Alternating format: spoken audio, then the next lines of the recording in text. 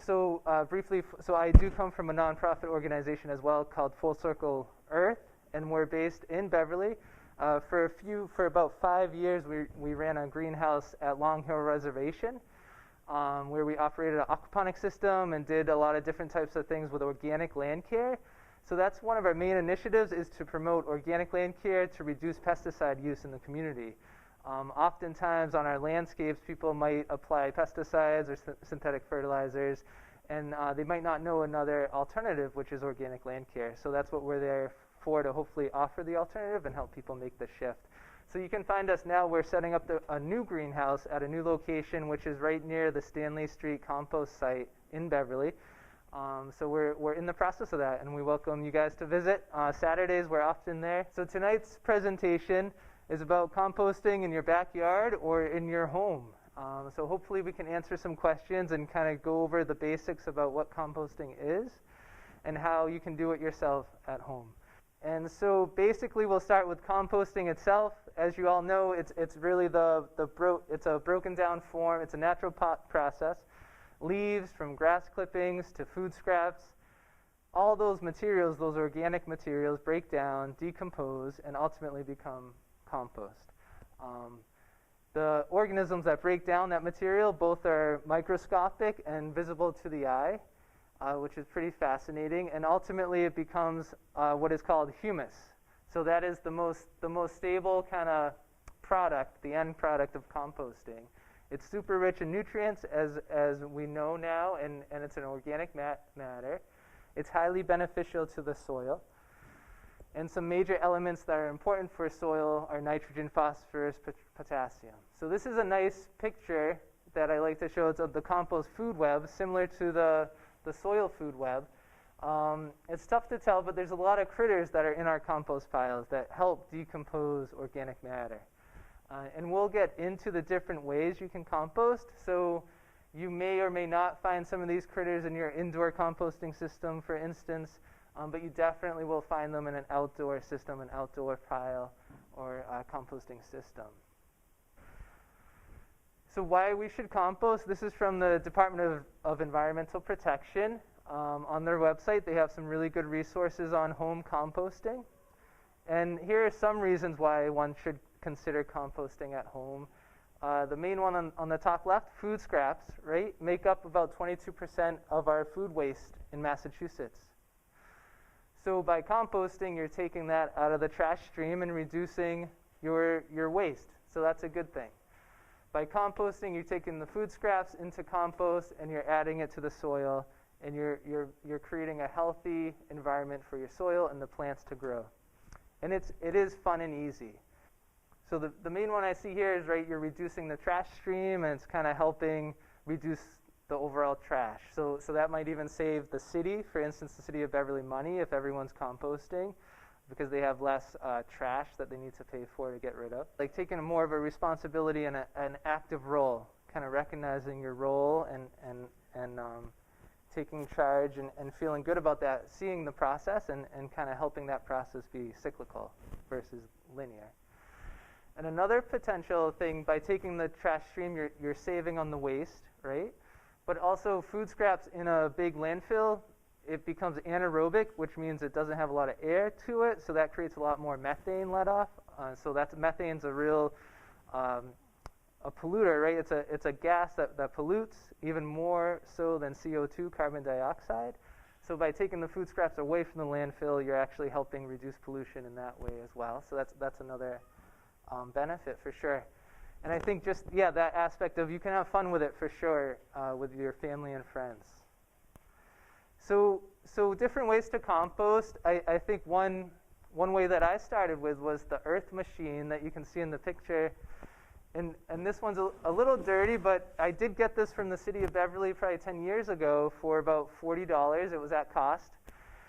And I think that this maybe program might be available again with the city at some point. But basically it's a closed system, but you see it's got aeration on the sides. And you're able to, you match up the arrow with the other arrow so you can kind of lift the lid off. And before I get into that, so it's made up of this main component. it has this slide thing where you could slide once you're ready to take out your finished compost, so you don't really lift that up until you're ready for your finished compost. It also has this nice underlayer that it protects from rodents from getting in from the bottom. And it does come with some screws that over the years I have lost the screws, but there's screws that you screw into the ground. So it does actually act as a rodent-proof composter. It's outdoors. You can have it in your backyard. It doesn't take up too much space. And it's black for a reason. It's black because it helps absorb the sunlight, and it heats up. So that helps the compost process kind of occur more rapidly, and it helps your whatever organic matter you put into it. It helps it break down quicker. So it's well thought out, and I've always had a success with it. So basically, you add. We'll get into the exact ratio, but basically you add 3 parts brown, so like leaves are considered brown, and you can 1 part green, so like grass clippings, and you basically add it, and there's not too much of a science. It can be really easy. You can add food scraps to it. The one key thing is just stirring it. You want to try to give it a stir every week or two, But even if you don't, you will see that it kind of, if you fill it to the top, it will kind of lower as it decomposes, even in just a week or two. And eventually it turns into compost on the bottom. But the key thing, in addition to the 3 parts brown, 1 part green, is making sure it's watered. So you want to make sure it has enough moisture. And also every now and then give it that stir. And that's all. And it's pretty simple. And you won't need to worry about rodents for sure with this earth machine. And the other option is kind of just this big black plastic thing that has holes in it. And that too is basically rodent proof. I believe it has a bottom as well.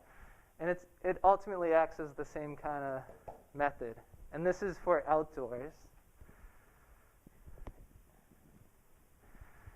Another old school system is just 3 bin system. These are made out of wood. You can make it out of concrete blocks. You can, whatever material that you have. And you can kind of play with the sizes of it. This kind of shows just about 3 feet wide for each bin. You have a cover to it. You have some wire mesh in there. But that way you're actually able to kind of separate. You start with the fresh, and then as it decomposes, you can kind of move it to the middle and keep the fresh on the left side, let's say. So you can kind of rotate your pile to help it decompose quicker. A few other composting options is this tumbler, which kind of helps you stir it by rotating it, right, instead of needing to stir it by hand on the ground. And then you just have an open pile. So I'm sure we've seen those, and the city of Beverly at the Stanley compost site has huge piles of leaves and grass clippings and branches. So if you ever wanted to see an open pile, you can go to the Stanley Street Compost, the municipal site. So this is where it gets a little more interesting, where you can compost with earthworms. So earthworms, they're capable of consuming their own weight each day. So if we had about a pound of red wiggler earthworms, they can consume about a pound of food scraps a day, which is pretty amazing. And they actually leave behind even more rich compost than just composting in an earth machine or open pile, because it goes through their digestive tracts.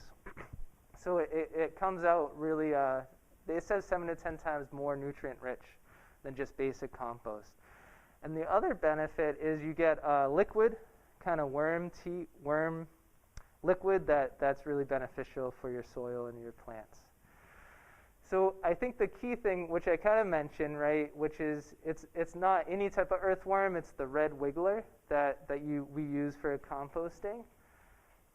And they really multiply big time. So if you could just start with 1 pound, you could get it shipped, and we'll talk a little more about that in a little bit. But you can get it shipped for about $20 with a 1 pound bag, and that will get you going, and that will multiply.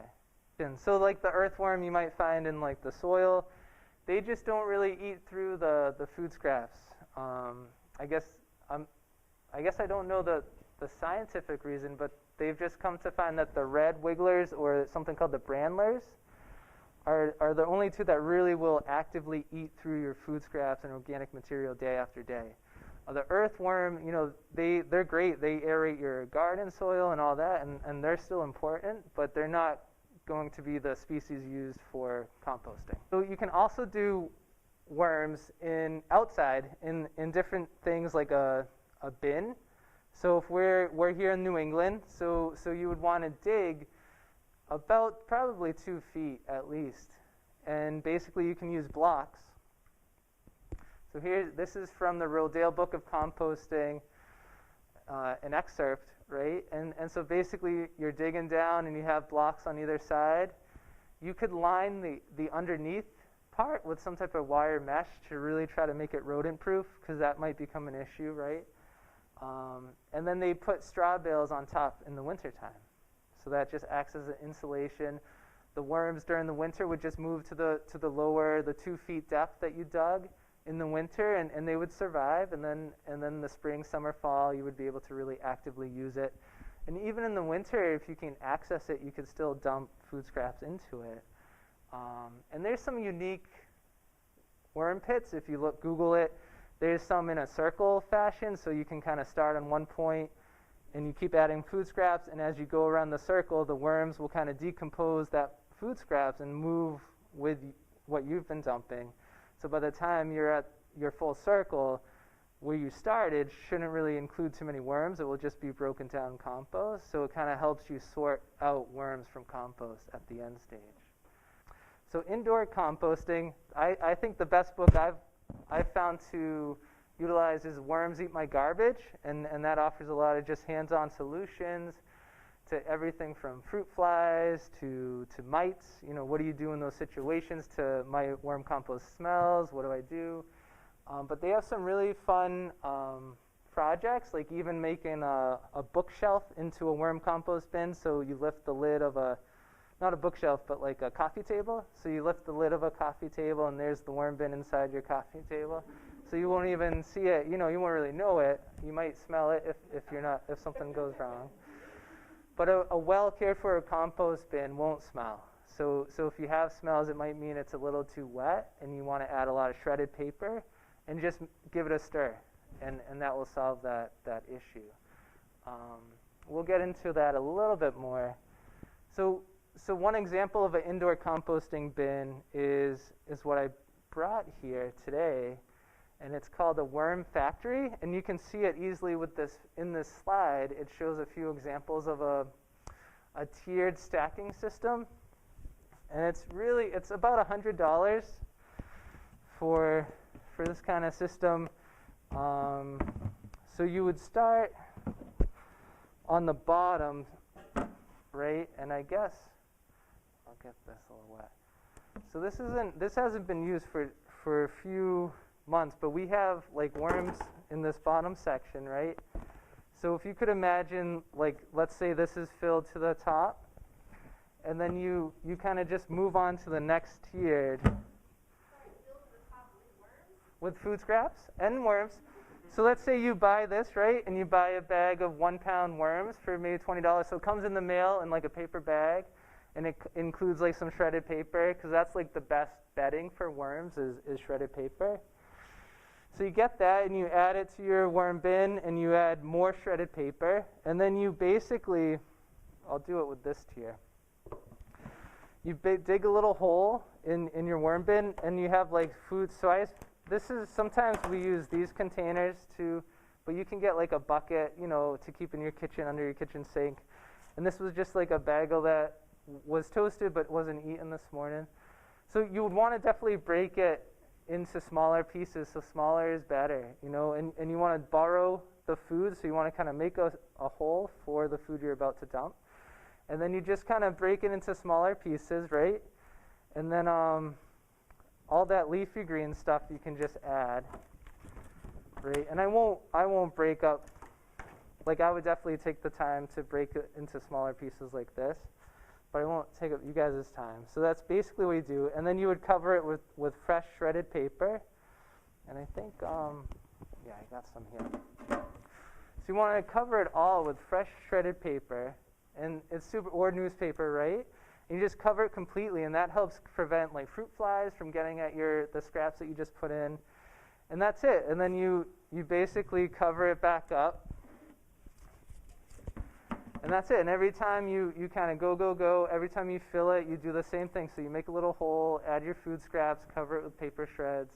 And then once it fills to the top, you can add your next tiered layer, right? And you keep doing that same thing. They advise that before you put the bin on, to kind of put a few sheets of paper or newspaper, like flat, not shredded, to just cover the top. And to do the same on the bottom here. But ultimately, what's unique about this and really makes it easier is once you get to your top tray and you're adding fresh scraps to the top, the worms will migrate up to the top trays because of these holes in this system. So they actually move up to the top layer, and then that allows you to take the bottom layer, and that should be, it will look pretty much like this. There's one worm in here, but that'll look pretty much like really finished that's finished compost right there. So it allows you to kind of take this and use it in your garden and not worry about trying to separate the worms because they've already all gone up to the top tier. And then once you use it in your garden, you just kind of rotate it back to your system. So this is, even though it costs a little bit of money, this is definitely, I think, worthwhile. It also comes with a nice little spigot so you can get that excess liquid that comes off of your food scraps and stuff. It's really nice, and you can keep it in a closet. You could keep it in your basement if you have a basement. The things you want to avoid too much is like too much citrus. I guess worms don't like too much citrus. Garlic, and then broccoli and onion. When they decompose, it does kind of have a unique smell that's not the best. So you might just not want to compost too much broccoli or onion if you want to avoid that smell. But any smell that does come from it, what I've found is really shredded paper. Stir it and add some shredded paper. Check your moisture level because often it's just a little too wet. Maybe give it a break for a day or two, or if you're adding like too many cantaloupes or melons, things with a lot of moisture, just hold off on that for a few days. But shredded paper is like the big go-to for me, and it helps just kind of get through that. Yeah, so I think what we know is it does eat, so worms, if you have a pound of worms that you purchase for about $20 or so, it will eat through like a family of 4. I think food scraps, fine. I think the trouble that I've had is once you get to like a certain point, like I just want to show you there's also a lower cost alternative, which is just taking like a plastic tote, and you can either put holes on here and put bug screen on those holes, or you could put holes on the top lid and put some type of bug screen on the top.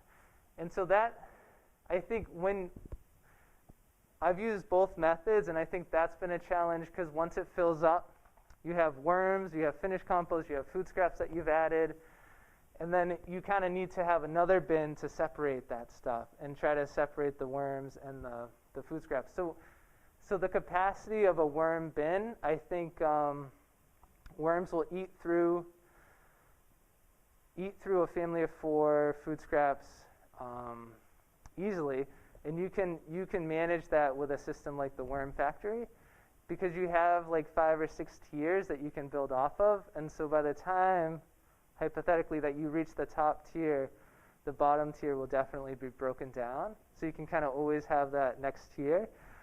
There's always a possibility you need to expand into another system or another worm bin, but I think it's manageable. I do know like for us, they eat through a family of 4 food scraps just fine, but we just need you need a garden space to kind of to put your compost after you're done. So you can kind of empty up a bin or empty up a tier system so you can kind of use it again. Because eventually you get to that point where you have finished compost and you need to either separate the worms from a bin like that, or you need to just take the finished compost and empty it somewhere. And so it can smell, definitely. So I think often as you get into worm composting, you'll figure out kind of the balance. But yeah, sometimes if it gets too moist and too wet from maybe too many items that you add to it, it can smell. Yeah. But what eliminates the smell is the paper shred covering it up every time, and just giving it a stir, things like that. Because the worms, they like work night and day. They're so active, and they multiply. It's pretty amazing. And they like dark places, like they don't need sunlight or anything like that. So it's pretty fascinating. So I think the bottom line is composting is easy. So like I said earlier, it's really, you try to get a balance, so kind of 3 parts brown, 1 part green. There's a lot of different things that could fall into the category of brown, even like coffee grounds, right? And 1 part green. And you kind of mix the layers, keep it damp, keep it aerated so you stir it a lot. And I'll show a nice poster that kind of shows this. So like I said, so there's leaves, shredded paper, cardboard, sawdust, needles, and then for food, just think things that are like brown, right? So coffee grounds is definitely a good example, potato peels, things like that. And then as you get into more greens, but for greens, you know, leafy greens, everything green that you can think of for both outside, so grass clippings, and then also inside you have, you know, lettuce and stuff like that. What you can compost is anything but meat. So they advise you not to compost any type of meat byproduct. You might have issues with like maggots and difficulty with different pathogens that you don't want to mess with. Eggshells are fine. So yeah, I think basically it's the meat byproducts that you want to avoid, but everything else you can compost. What the challenges are, some of the things that we found challenging. Fruit flies and other insects, you know, often fruit flies might come to your composting pile or composting worm bin, but they're not dangerous to the worms, but they might be a nuisance, right? So again, covering your food scraps every time that you add it to your system is a key, and that kind of helps prevent the flies. And then getting some basic fly traps, the sticky traps that are pretty cost effective. You can make a homemade fly trap with like vinegar and put it in a small, you know, bowl and cover it with plastic, poke a few holes in it. So it's nothing that you can't manage, but it could be a challenge for you, especially if you don't want fruit flies around. Getting to a finished compost, sometimes with like the outdoor systems, it does take a while to get to a finished compost. So it might take a year or 2 to actually get everything that you've added broken down to a compost material. So that could be a challenge, so you just want to expect that. Sometimes there might be rules in different cities and towns on what you can compost and can't, so you want to be aware of what those rules are. And you can't compost meat, so I don't know if there's people that have a lot of meat bones and stuff, but there is a city pickup compost system, right, that you can compost your meat. So you want to check what's out there for your city and town and see if you can do it. So I kind of got into the cost. I think in general, I would recommend the Worm Factory, even though it costs $120. I think it's more helpful to have a tiered system, and it helps the worms separate from the finished compost, the finished product that you want to use.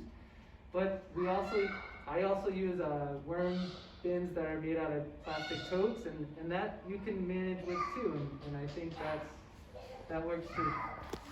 The outdoor earth machine is about $40, and then the outdoor system, if you make it out of wood, or you can even make it out of pallets, right, for free. So you could even maybe have a composting system that is free out of reused material.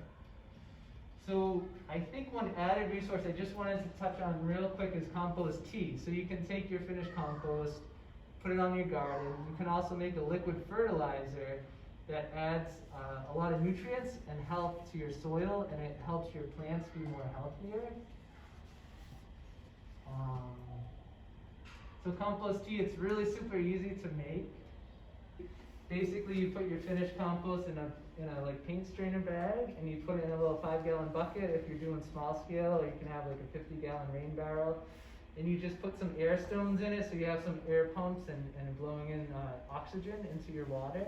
And you add some molasses, and that gets the microbiology growing, so like the bacteria, the fungi, the nematodes, protozoa, all these different microorganisms that live in the soil and live in the compost, they start to grow and multiply, so you're making a tea. So after 2 days, you have a finished compost tea, and it smells really good and sweet and kind of earthy. And you can spray that right onto your soil, onto your grass. You can spray it onto your plants, indoor and outdoor. So compost tea, it's a liquid fertilizer, and basically it's a step in organic land care. And so organic land care sees soil as a living thing, which it is. Soil is alive, right? So we want to care for the soil and help the soil be healthy, and then that helps the plants be healthier. And you're doing that by and you don't need to put pesticides or synthetic fertilizers out in the environment. So it's really good for the earth. It's good for people who live near you. You're not exposing people to chemicals or harmful fertilizers. Instead, you're making compost tea, right? And you're making that with the compost that you could be composting, at your house. So it's pretty exciting stuff, compost tea. There's some good resources in addition to the brochure on how to make compost tea. The book that I cited, the Rodale book on composting, is super helpful.